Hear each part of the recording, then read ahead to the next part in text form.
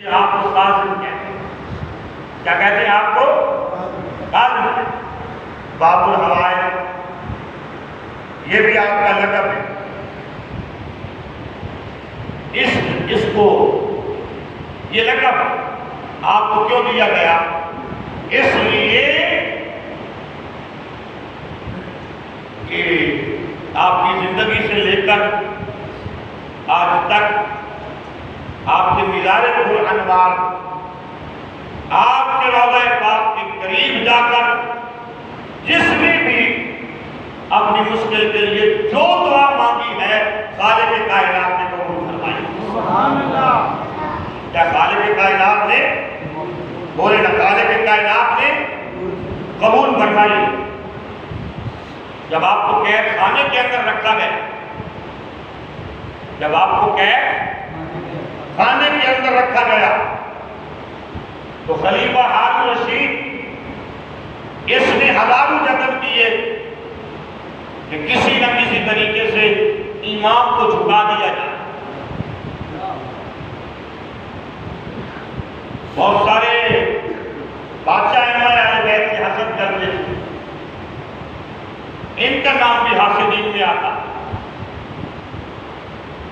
الگ بات ہے علم و ادب کی، انہوں نے بڑی خدمت کی ہے، سلطنت کو بڑی نصرت کی ہے. انہوں نے اپنا ایک خاص بندہ بھیجا امام کے پاس جس کا نام رمی تھا. جا کر امام کو میرا پیغام دو کہ میں جانتا ہوں کہ آپ کو بے جا قید خانے میں رکھا گیا ہے، بغیر وجہ کہ آپ کو قید خانے میں رکھا گیا ہے، آپ بے گناہ ہیں، لیکن میری بھلائی بھی اسی میں ہے کہ آپ قید خانے میں ہی رہیں، اور آپ کی بھلائی بھی اسی میں ہے کہ آپ قید خانے میں رہیں.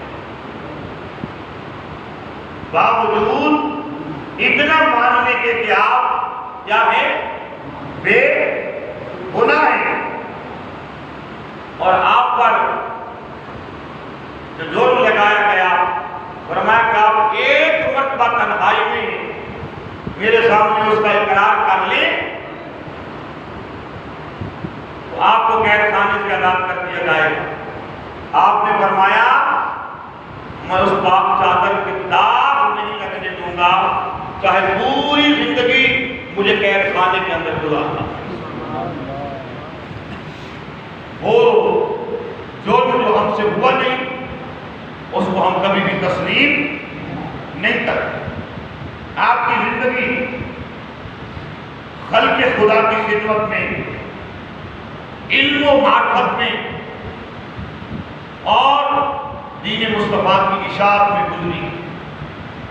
بالآخر آپ کو انگوروں میں زہر دے کے قید خانے میں ہی شہید کر دیا گیا.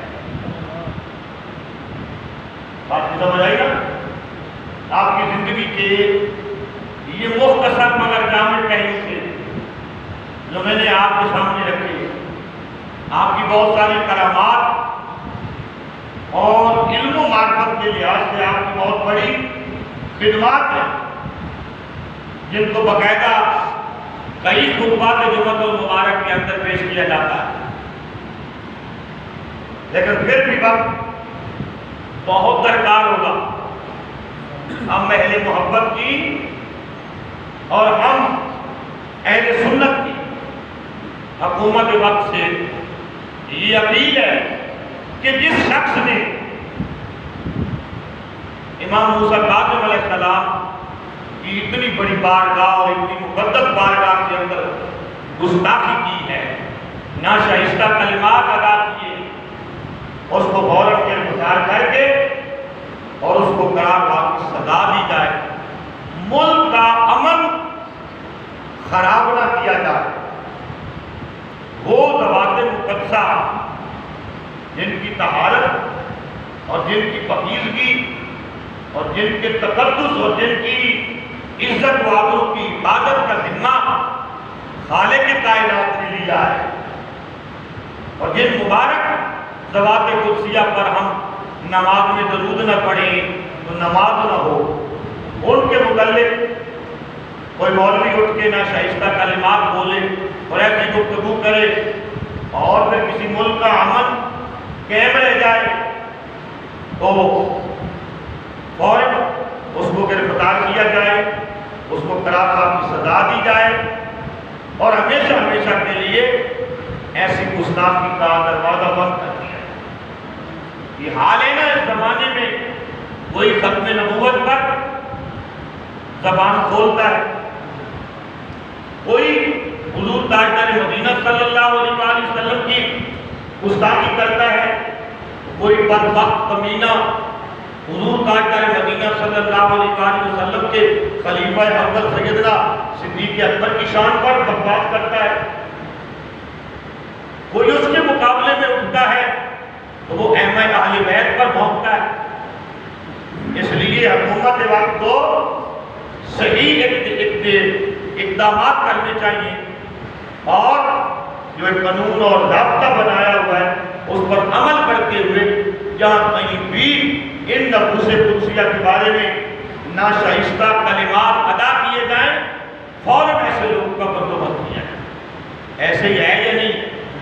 جی آپ کھڑا کرتے ہیں، آپ تائید کرتے ہیں، ایسے ہی ہونا چاہیے یا نہیں ہونا چاہیے تاکہ یہ ملک امن کے ساتھ رہ سکے اور ہر ایک امن کے ساتھ زندگی گزار سکے۔